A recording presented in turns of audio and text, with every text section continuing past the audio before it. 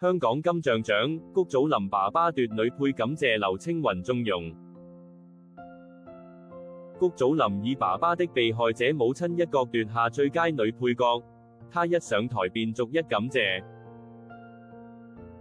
多謝大家，多謝每一位喜歡爸爸，每一個投票的朋友，你們每一個留言我都有看，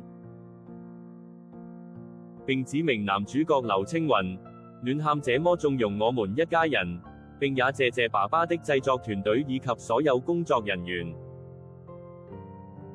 隨後，谷祖琳也感謝自己的爸爸、媽媽以及女兒，還另外補充自己的叔叔，也就是同為演員的谷德超，當然還有第一次找我演戲的陳果導演。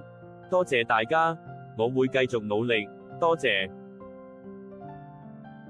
谷祖琳在爸爸飾演面臨家庭慘劇的年輕母親，被兒子親自手印，